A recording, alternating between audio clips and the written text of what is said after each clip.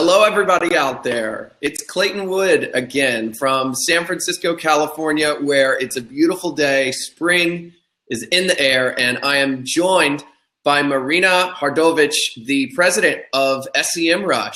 Now, today in this session, it's going to be an exciting one. We've got the whole hour, and Marina's been preparing material for it for quite a while. But before we get started, I just want to make sure that everybody can hear me. So if you're in the chat and you're watching Marina and I on screen here, give me a thumbs up just to make sure that that you can hear us, and then we'll start to get going. Marina, how are you today? I'm great, thank you, Clayton. That's great. Marina and I met a couple of months back at a conference in San Francisco, and I was so excited to meet her because I've used SEMrush for, gosh, probably 8 years, the entire time I've been in the SEO industry. And it's one of the tools that is quintessential to doing SEO. I know at our last summit, Neil deep dived into the tool and how to use it to really discover some hard technical SEO aspects and opportunities. So we all love SEMrush. And we're excited that you're here today. We've got the president of SEMrush here coming to me from the East Coast, right? Yes, from Philadelphia. All right, great. So Philadelphia is in the house, and SEMrush is going to join us and talk to us about mobile search domination. So it's something that applies to everybody. If you've got a website that gets mobile traffic, which should be everybody, then this session is for you. So after years of tracking probably more SEO data than most of the industry, the SEMrush president will show us what mobile strategies work the best in ranking your website in 2017. So Marina, I'd love to hear a little bit, or if you would, introduce yourself a little bit to the audience and tell us about the projects that you work on. Yes, certainly. Thank you, Clayton, for overall the nice introduction. It's my great pleasure to be part of this event. Today, I'm going to share with you how to dominate mobile SERPs, as Clayton said. For the past 6 years, while I have been a part of SEMrush, I have attended several dozens of industry events. And this is where we met with Clayton, and have spoken with many business owners and digital marketers working for companies, both large and small. One of my favorite parts of working in the booth is talking to people who come up and discuss the obstacles they face in their businesses. Such as during Traffic and Conversion Summit, one of our users named Bob came over and mentioned that his online traffic didn't convert well. When I asked him if he had done anything to optimize for mobile, his answer was that he has a cleaning supplies business and mobile doesn't apply to him much because his customers would look for the services as his on desktop. However, when we started looking deeper, we found that more than 40% of his customers, in fact, came from mobile. But his page speed was low, bounce rate was high, and his site had various other user experience issues. He was losing a lot of money. I shared with him what we learned at SEMrush, and this actually inspired me to create this presentation and share it with you guys. Beautiful, I love it. So guys, just like all the other sessions, Marina's gonna talk for 30, 40 minutes, and then we'll have 10 or 15 at the end to take questions in. If you want your question answered, the best chance of getting it answered is to submit it below this live stream in the Q&A portion. And Marina, if you would go ahead and share your screen, let's get started. Yeah, sure. Okay. All right, so again, for everybody, while we're working on getting the screen shared, all the questions, Marina's gonna get to them at the end. We'd love to get you to submit those below the live stream right here, and people can upvote them. And Marina, if you'll just go to your PowerPoint, we can all see your screen now, and we are ready to rock.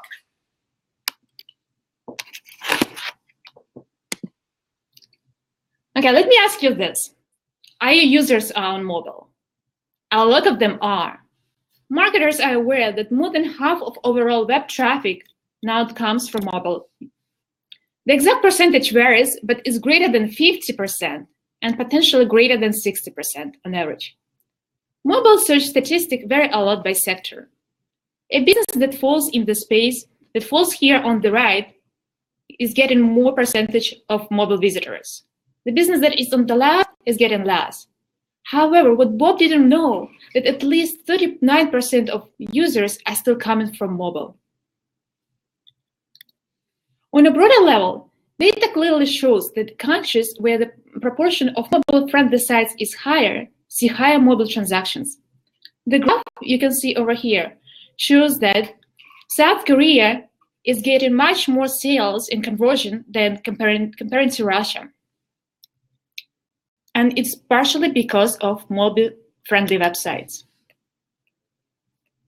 Now, as we all know, Google started implementing a staggered push toward mobile friendliness. And it happened like a while ago, and we know the major updates. The launch of Mobilegeddon in April 2015, the initial rollout of mobile-first indexing last year, the update in January that is primarily for intrusive interstitials. Google continues to run new experiments and release new updates related to mobile all the time. At SEMrush, we closely monitor the volatility of SERPs. We track tens of thousands of keywords in our sensor tool and report changes in SERPs on a daily basis. Our data shows that the volatility for desktop is lower than for mobile. And this is our proof of Google continuously doing much more experiments for mobile. On these slides, you can see that volatility for mobile is 3.4, and for desktop, it's only 2.9. And what does this all mean for you? It means that if you try to run experiments right now, you will be able to quicker see the results and see if it's something working for you or not, and then get ahead of your competitors. So if Bob doesn't want to be left behind, then he needs to make sure that he optimizes his website for mobile. Just like Bob, you may want to invest resources into optimizing your SERPs just for mobile. In the rest of my presentation, I'm going to discuss what I consider to be the best strategies that would separate the winners from the losers in the mobile SERP landscape. And I would like to discuss with you mobile-first indexing, AMP, structured data, and voice search. So let's do that. And we will start with mobile-first indexing. Until recently, Google viewed web pages from the point of view of a desktop user.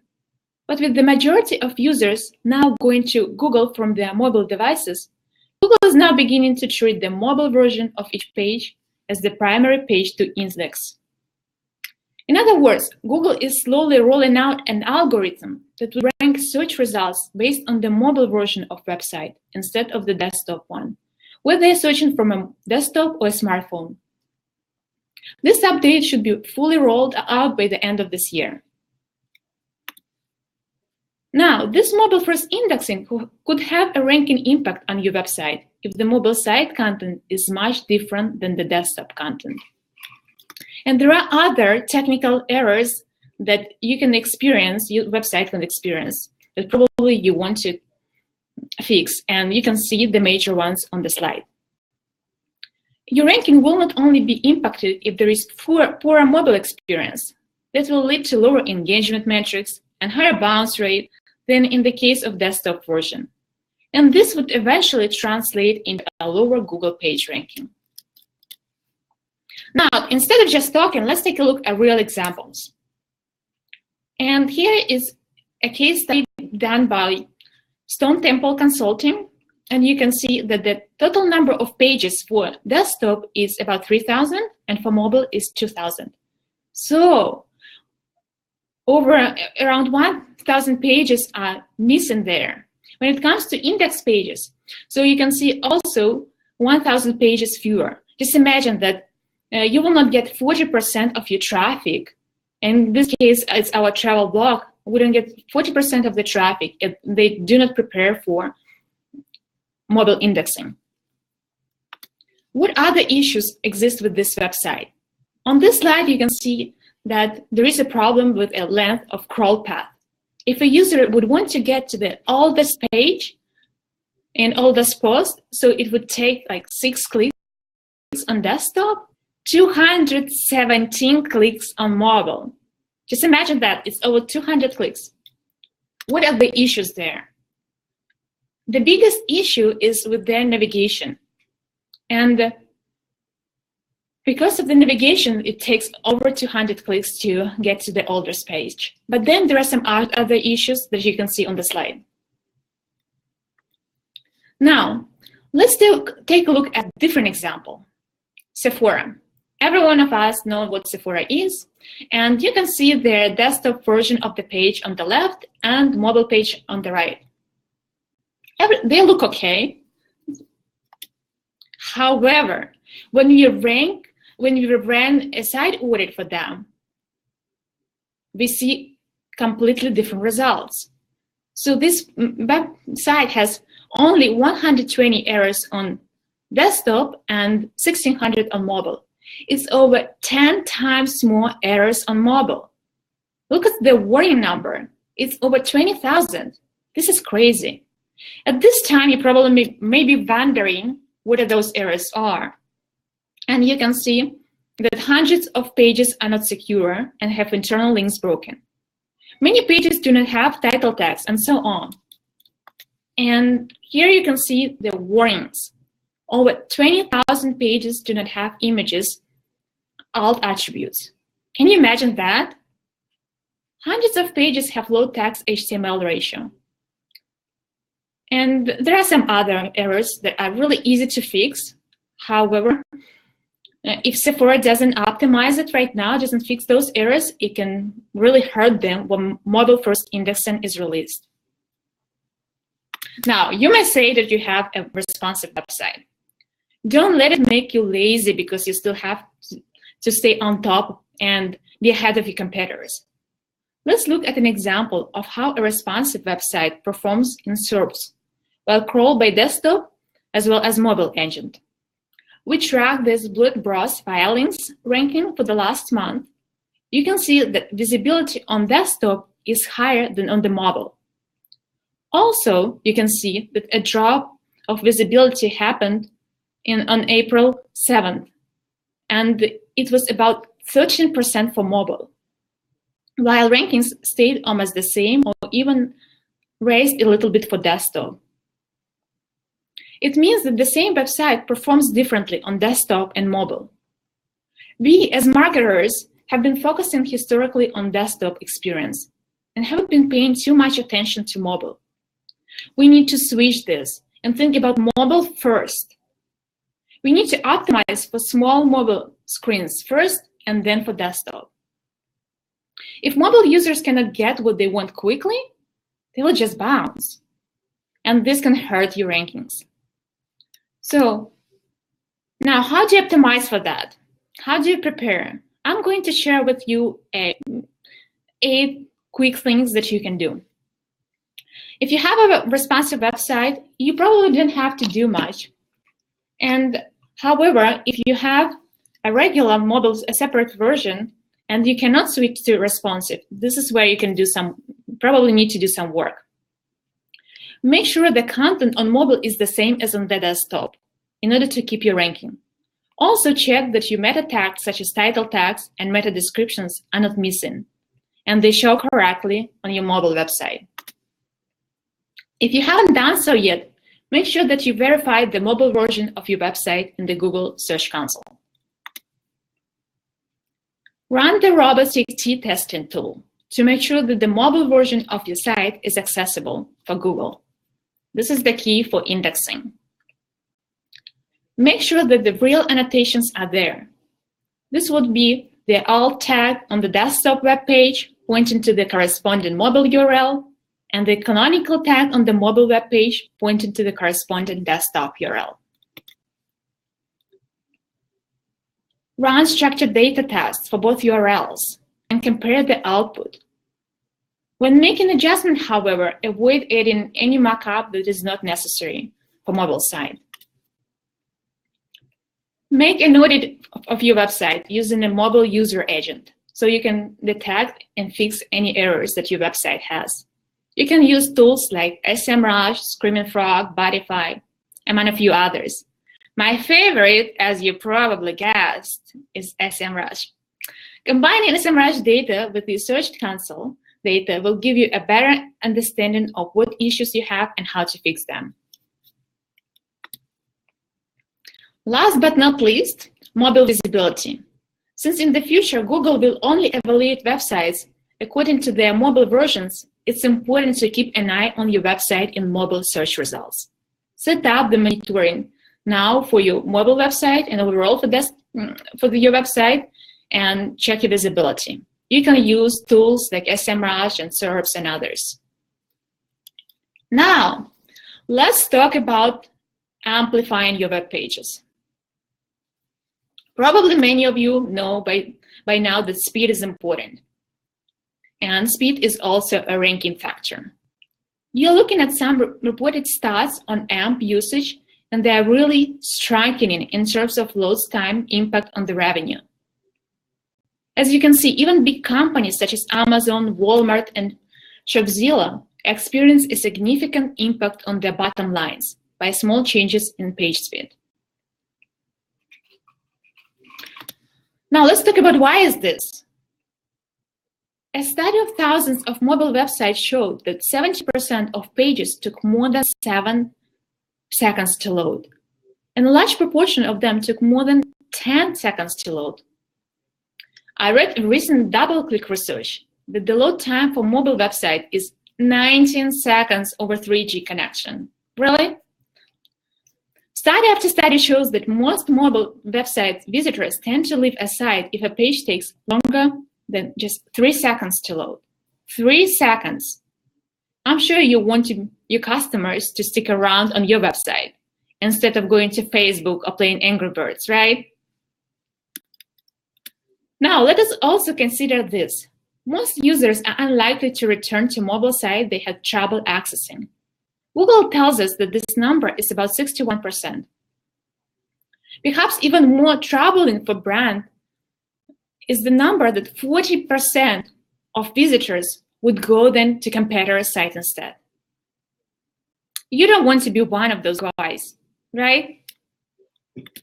Now, going back to engagement and data such as click-through rates and bounce rate and the effect on rankings. Engagement is a function of many things. One of the most important, if not single most important, is page load time. So if your competitor's mobile site is faster than yours, this could be pretty bad for your business. And this is where AMPs come in. Most likely you're aware of what AMP is, but for those that don't, let me give you a quick overview. The AMP project is an open source initiative backed up by Google and other companies such as Twitter and Pinterest.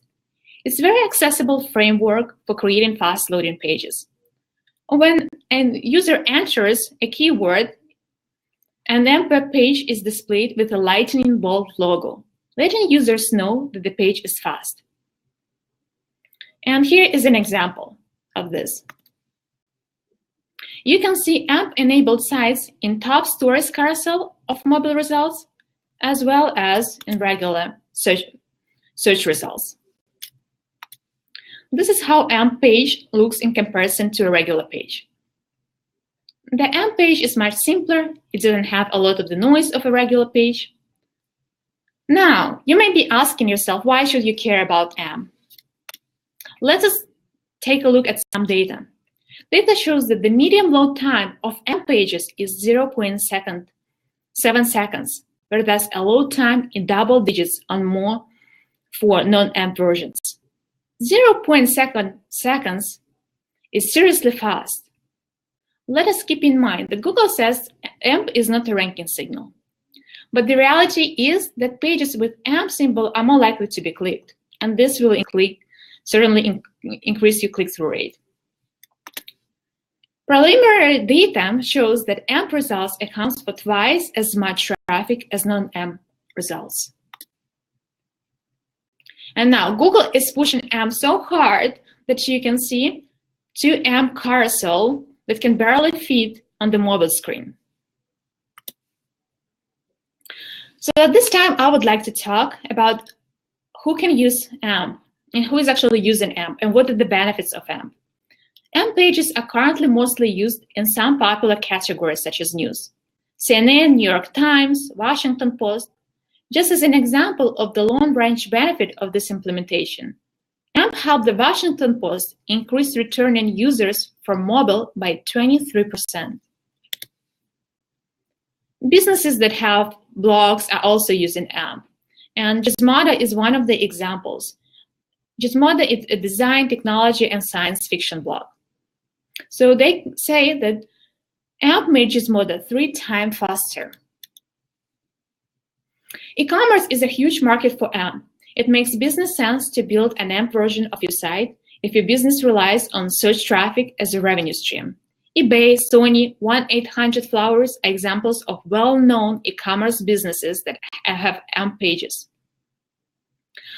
But you can think that it's only for big businesses.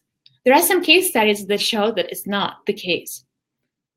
Wolf Model recently published a case study on one of its clients. It's a New Jersey-based company called Camp Moore that receives 75% of its business from website traffic. From Google, actually, they implemented AMP, and this is the results.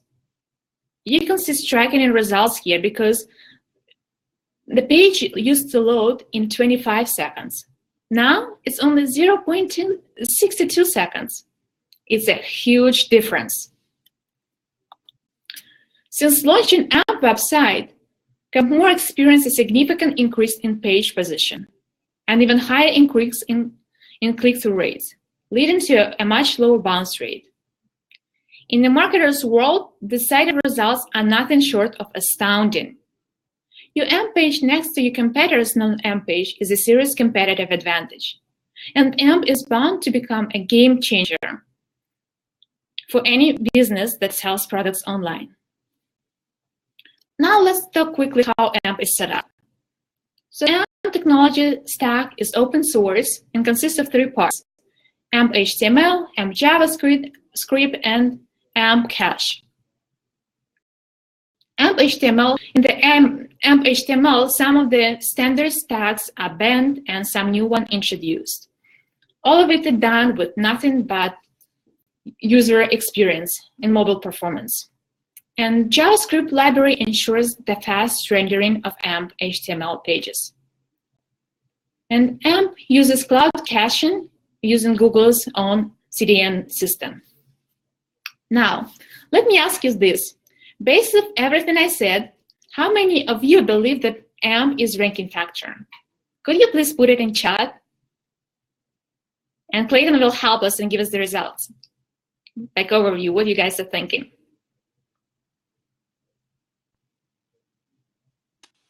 Yeah, okay, so the question is, how many people think that AMP is important for rankings, right, Marina? Yes. Okay, so if you're with us in chat, we'd love to hear yes or no. Do you think AMP is important in ranking factors? So I'm getting yes, yes, yes, yes, yes. Sammy says yes. Dakota gives thumbs up. Evan says yes. Jamie says, unfortunately, yes. Yeah, so many of you guys think that it's yes. Yep, looks like everybody's saying yes for the most part. I see 1 no, 2 no's, but I don't know, maybe 30 or 40 yeses. So it looks like yes. Okay, so it's great. And can you guys see my slides? Can you see me? Everything is good?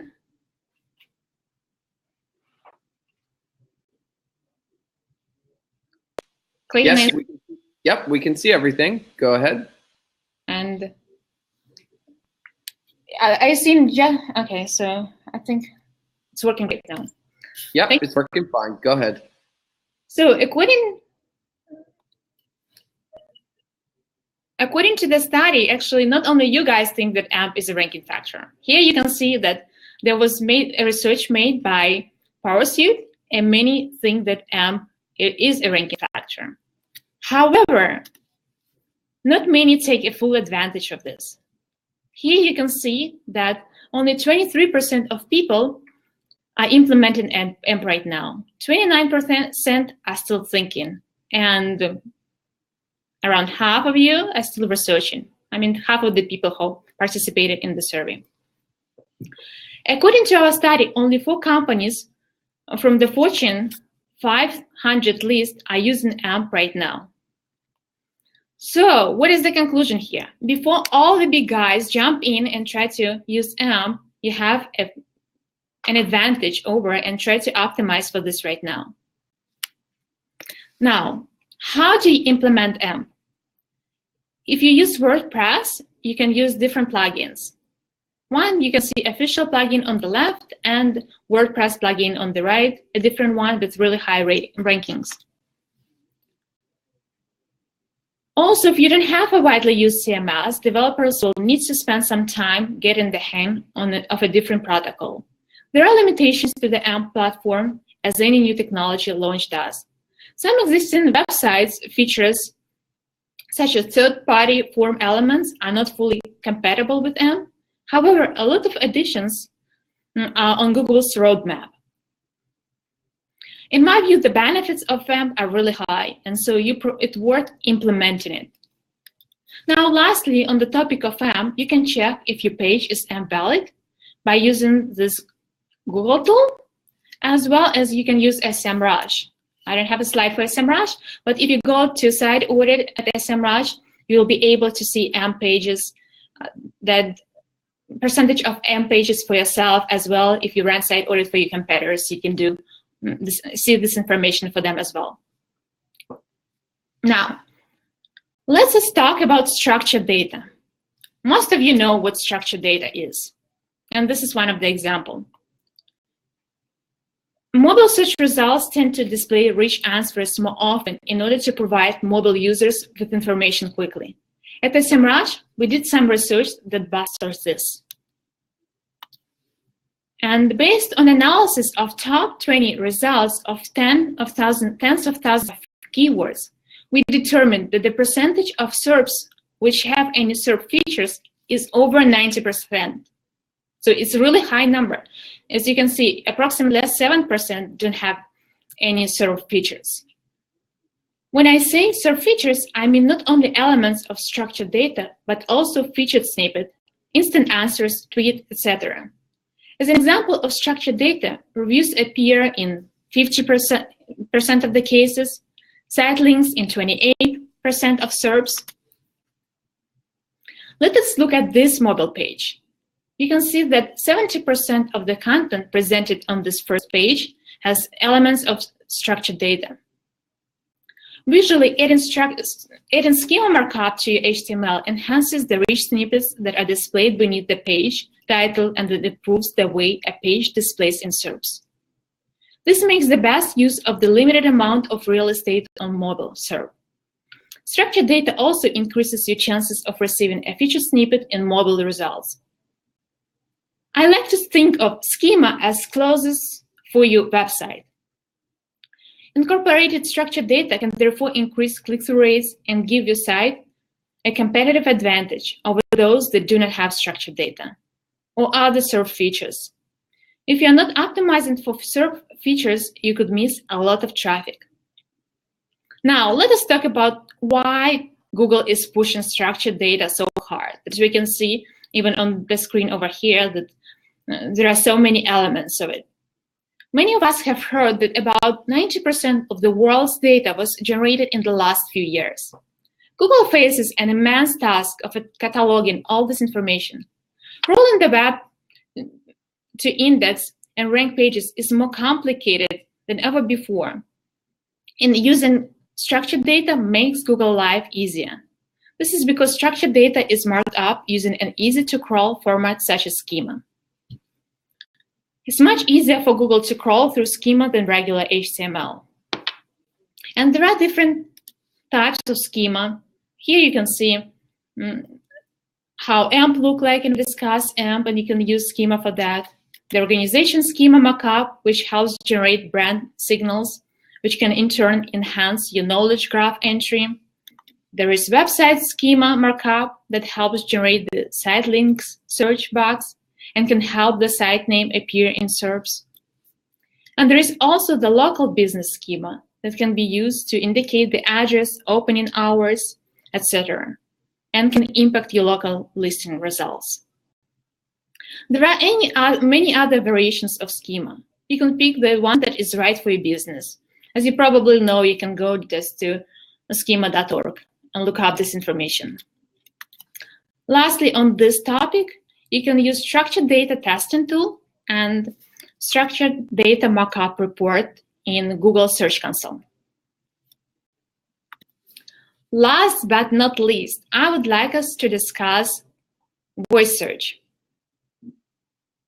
Now, estimates show, but they vary, but you can see that approximately 30% to 50% people believe that, so approximately 30 to 50% there will be people searching by voice in the future, in the next couple of years.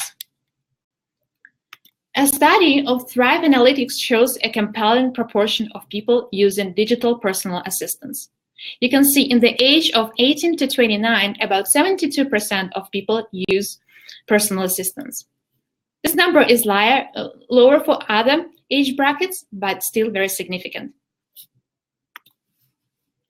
The unique thing about voice search is that queries are usually come with questions and they are more conversational. For example, one may type richest man in the country, but when using voice search, one is much more likely to say, who is the richest man in the country? Data shows that there was a 61% year-over-year increase in question phrases which include conversational words such as who, what, where, how. It's not surprising that voice search queries are longer than text search queries. How do you optimize for this? There are a few things you can do which relate to that can easily increase your rankings. And first, let's talk about optimizing for intent. Long-tail keywords are important, but they alone they're not enough. What you need to account for is natural language and intent, or intended meaning behind the query. The types of question asked can reveal the degree of intent. Intent goes from search just interested in learning something to one who is ready to act. As an example, for a spa specializing in massages, the relevant questions that people may ask include, what is a deep tissue massage? How much does a deep tissue massage cost? Where can I get a deep tissue massage? After you decide on the intent you want to capture, the next step is to figure out how to easily find long-tail keywords with question words for specific parts of the funnel. You can use SEMrush or any other tool to help you with this. In this quick example, I'm going to show you how to find the right keywords. So after you type a keyword in SEMrush, in this case, deep tissue massage, you will get the list of keywords related to the query. Then you can set a filter, include words such as what, who, when, etc. My filter is set for all keywords with the word what. Now I can see a list of keywords such as what is Swedish massage versus deep tissue? What is deep tissue massage like? What do you expect from a deep tissue massage? Etc. SEMrush also provides you with information on keyword difficulty and search volume data for those keywords that appear in this list. And this will help you with your website optimization because it will allow you to make better strategic decisions when you want to create content. Now, next, I also want to cover optimize for instant answer, because more often than not, when users make voice searches, they want direct answers. They are not looking for links. People are not looking to compare 10 different options on mobile. They want the most relevant, fast answers to their question. This is where featured snippets come in. Jennifer Slag, the founder of the SEMpost, said that over 40% of voice and text queries have featured snippets. We at SEMrush, as you know, always make different types of researches, and according to our study, 75% of featured snippets come from sites that don't rank #1 organically. Featured snippets are therefore a valuable source of organic traffic and click-through rates. This is what a feature snippet looks like. You need to structure your content in such a way that you have a higher probability in appearing in featured snippets. So how you can do that? You can see on the slide. Also, you can consider that according to SEMrush research, you have more chance to show in featured snippets result if you optimize for phrases that have words as how and what. In addition, feature snippets more often are between 40 and 50 words. Since it's better when you have control over the messaging, you can consider creating paragraphs that have questions and answers, so they can show up in feature snippets answers. Now you can also use SEMrush to see what keywords trigger snippets associated with them. In the example we reviewed earlier, we can see that what is a deep tissue massage has 2 different SERP snippets, and by clicking the SERP page, we can see how exactly they appear. Actually, this data is for desktop, but it's still very useful when you're trying to optimize for mobile. Last but not least, make sure the location is correct. This is critical for brick-and-mortar businesses. As you may have heard, 40% of all mobile searches have local intent. 88% of customers who do a local search call or visit that business within 24 hours. 41% of voice searches are just looking for directions. And perhaps even more importantly, some studies show that inconsistent location data and citation across different directions, directories, map, etc., is the #1 case of lowering of local search rankings. So make sure that name, address, phone number, description, and categories are consistent across all major directories, maps, and apps. The local business schema could also be used to enhance the results. In conclusion, we as users, we continue being more demanding, wanting immediate, fast, and relevant responses to our questions. As expected, Google will continue adapting to it, and so shall we as marketers. More and more companies are shifting their mobile search strategies, and if you're not one of them, you may find yourself behind the 8 ball. We covered 4 key strategies that I believe are crucial today. Make sure your website is ready for mobile indexing. Implement AMP. Use structured data. Optimize for voice. With this under your belt, you're in a position to dominate the SERPs. I wanted to leave you with this.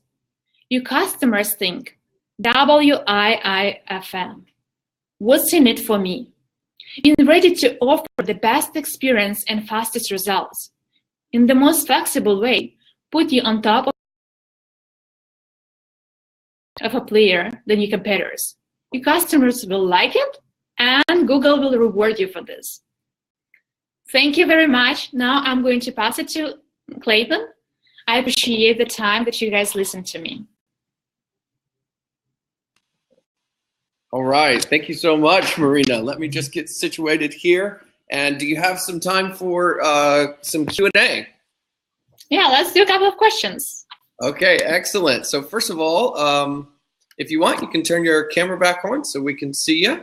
I'll take some questions here from the audience. They have been commenting and asking questions throughout the session. But one of the cool features of Crowdcast is that you get to upvote questions. So I'm going to ask just a couple of ones for that have been upvoted a lot. The first one is from Diana. Diana Bogai asks, what are the best practices for a blog to rank higher on mobile? Now, I know that you covered that with AMP, but maybe you could reiterate. Yes, certainly. So to rank high, you need to create relevant content. And we already discussed about user intent. So if you can incorporate user intent in the content that you create, it would be certainly helpful because users will be searching for what, how to do certain things, and also relevant content related to this would help you rank higher. Again, it's just high quality content, as we always have been talking about. It's not much different from desktop to mobile. Gotcha, of course. Yeah, and if you would refresh your browser, I think your screen is frozen. But we've got a couple of minutes, so no worries.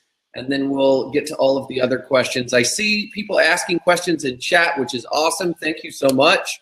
It's difficult to keep up with how fast the chat goes by. So if you've got a question and you really want it answered, it would be best if you put it below the screen in the Q&A section so that Marina and I won't miss it. There she is. Okay, so next question is from Kevin Jordan. Kevin wants to know, is the mobile SEO strategy any different for local services businesses versus a nationally focused business?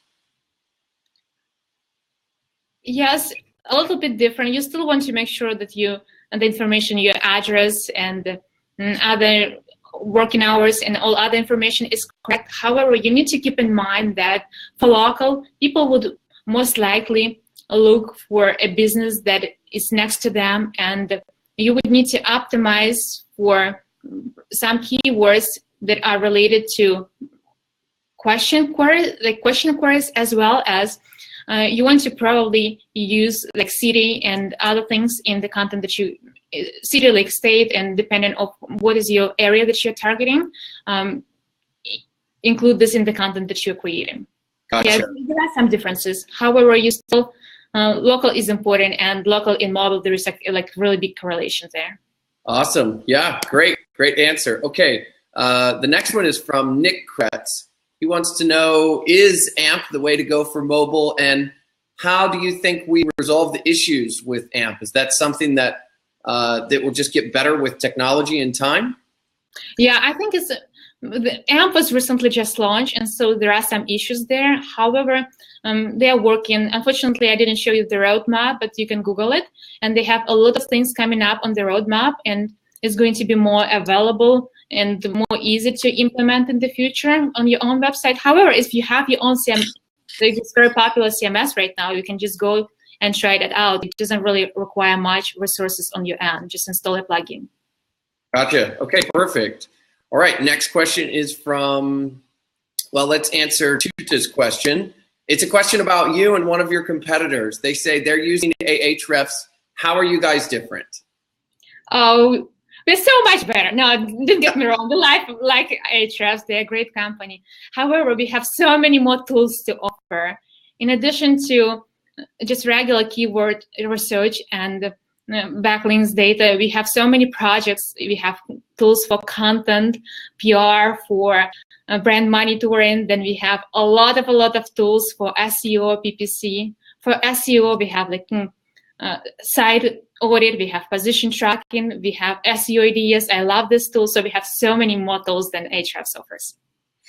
Okay, sounds good. Great, thanks. Okay, Sean is asking. Sean asks, with Google about to index based off of the mobile version of a website, how important is it for the desktop content UI to be identical to the mobile version? Or is there any other best practices you can suggest that are for this particular UX? Yeah, sure. My view on this is you need to start with mobile.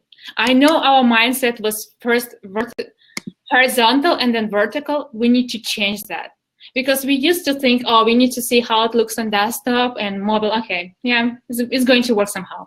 We need to change that because our users more and more make searches on mobile instead of desktop. So I would start with optimizing mobile first and then look how it looks on the desktop and go from there.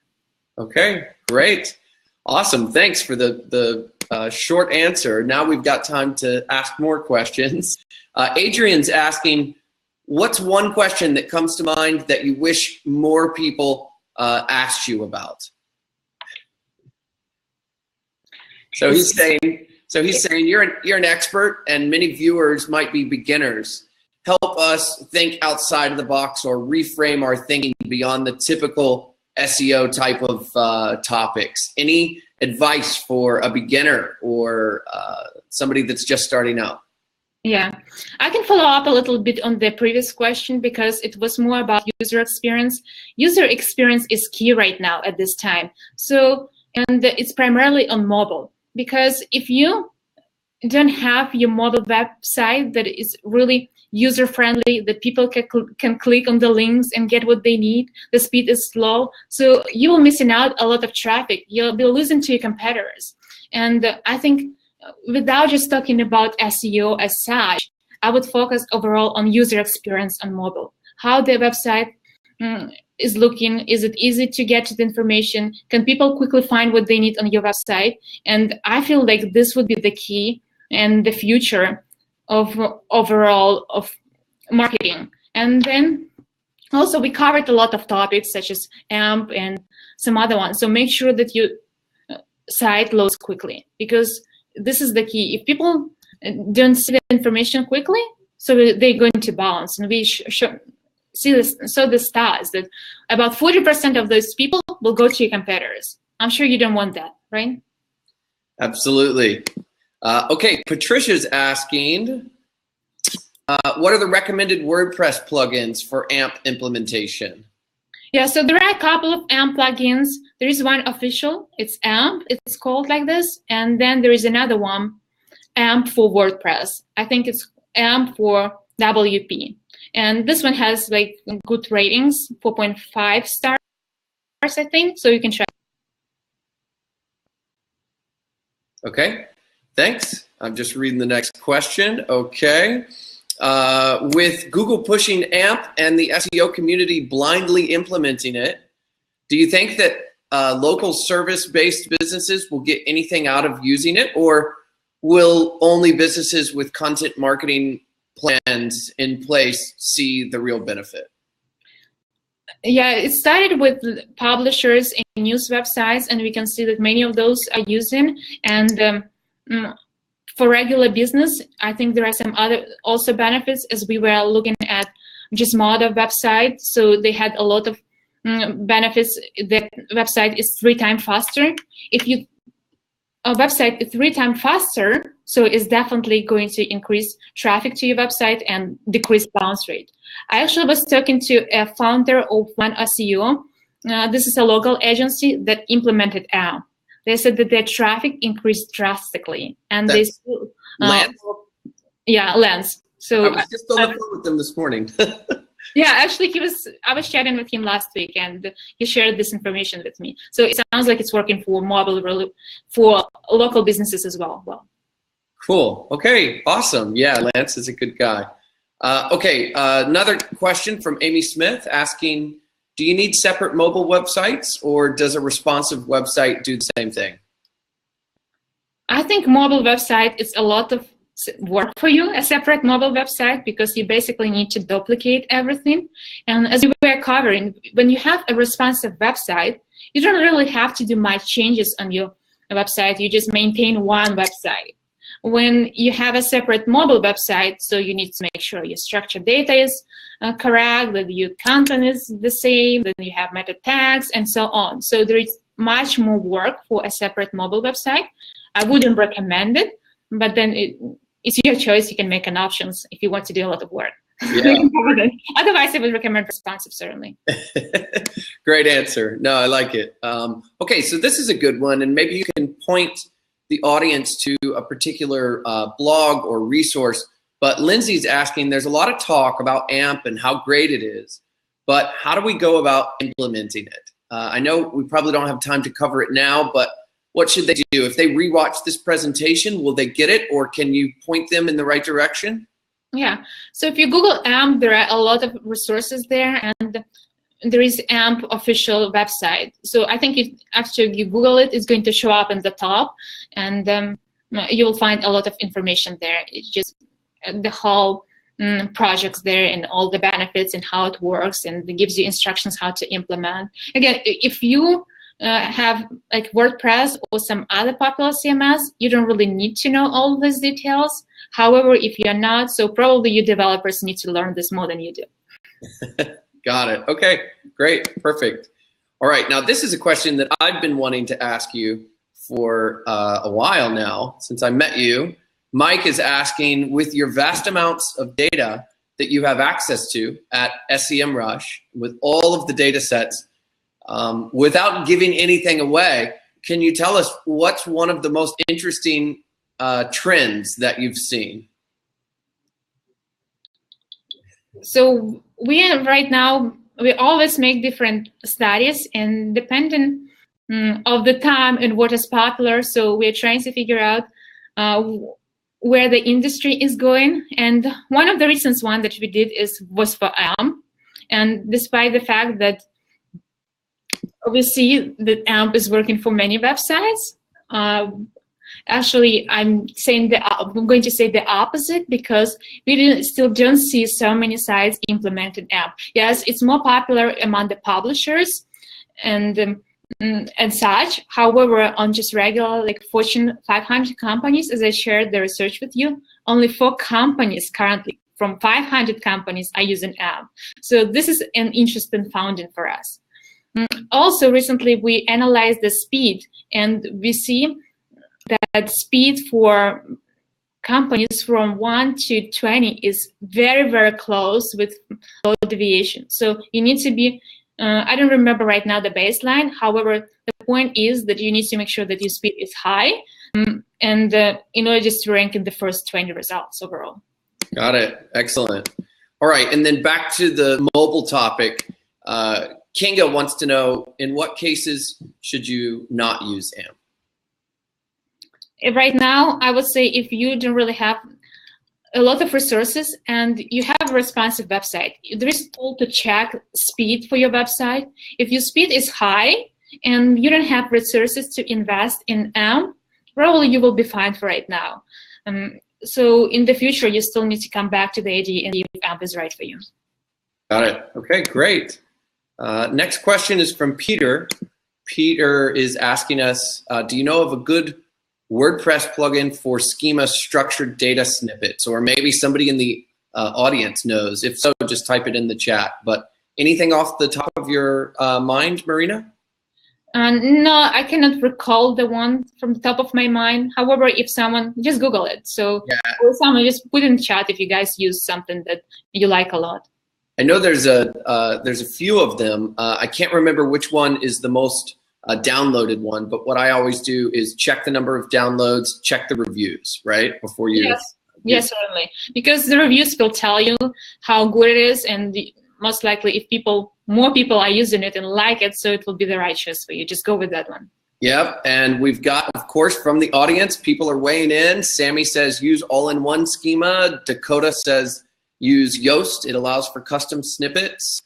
Schemaapp.com. So there's a bunch. Yeah, thank you guys for helping us. Yeah, I knew that if I said it verbally, we would get a lot of answers here. The next question is from Amde. Amde is asking, are there ways to optimize SEO for sites that have very little text or aren't a blog? Guys, you need to create text. I'm just kidding. So yeah, I know sometimes there are pages that don't have much text because they sell products. However, yeah, you can do some optimization there. But then if you have a blog, it's going to help you a lot in rankings. So just create content and create longer pieces of content. We recently saw a research that if your content is between 2,000 to 3,000 words is the best piece of content. So I wouldn't focus too much on the low number of words to create more content. Just create relevant content and longer pieces. Okay, great. We've got time for just a couple of more questions. Let's see. Peter's asking, what's the best tool to get accurate mobile keyword research on mobile searches? Is there anything that does that? So there are tools similar to SEMrush, and SEMrush does as well this information. So we provide information on mobile. You can make a full research, keyword research on mobile. We have specific databases for the US, and we are going to release many other databases internationally soon. And also you have position tracking tool that really helps you to track your rankings. After you do your keyword research, after you optimize your website, you can put those keywords into position tracking and we'll track them for you on daily basis and for mobile for any location. So it goes like hand in hand, mobile as well as local. Yeah, I'm actually doing a keynote here at this virtual summit tomorrow, and about 50% of my presentation is actually working inside of SEMrush, and we do show a lot of examples of how to extract that mobile data on reconnaissance keywords for what people are typing in. So tune in tomorrow. I'll just plug my session here. Yeah, but, and I listen to Clayton speaking. He's doing a great job. So certainly, guys, just attend his session. I highly recommend it. Well, thank you. That's nice. And one last question before we go. Glenn is asking, he being new to SEMrush, do you have any tutorials for a new user? Yeah, we do have a lot of tutorials. Every report that you go to SEMrush has a tutorial.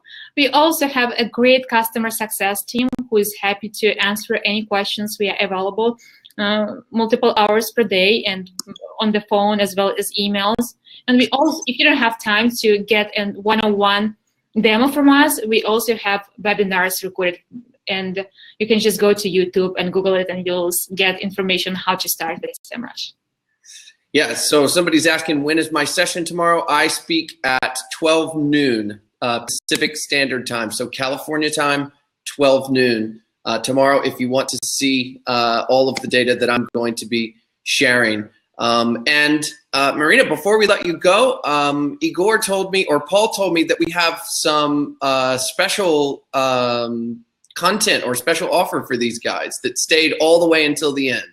Yeah, so we have a special offer for you guys, 14 days free trial. If you want to try. Oh, she's just reconnecting. Just give it a couple of minutes. She refreshed her browser. And we'll get you the special offer that she's talking about. I think it's extended trial on SEMrush, which is my favorite tool for search engine optimization. So let's see if she can just regroup and come back in. It doesn't look like she is. Well, the good news is we were at the end of that session, so we'll just wrap it up here. And don't worry, we'll give you the free trial information. We'll send it in the next session, which we are going to get to in about 5 minutes. So if you want the special offer for SEMrush, Marina was mentioning there at the end, we'll get it to you in the next session. Thank all of you guys for staying until the end. This was an amazing hour of great information about how important mobile is.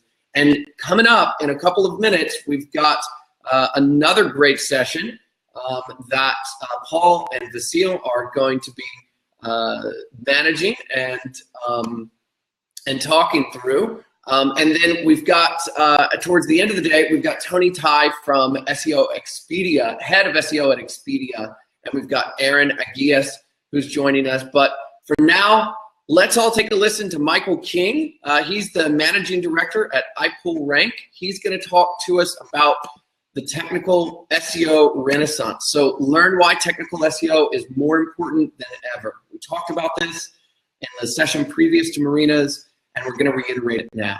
So I'm going to throw you all into that next session. If you've got to get up and take a 5-minute break, don't be gone too long, because Mike's going to be talking to us right now, and I'll see you all then.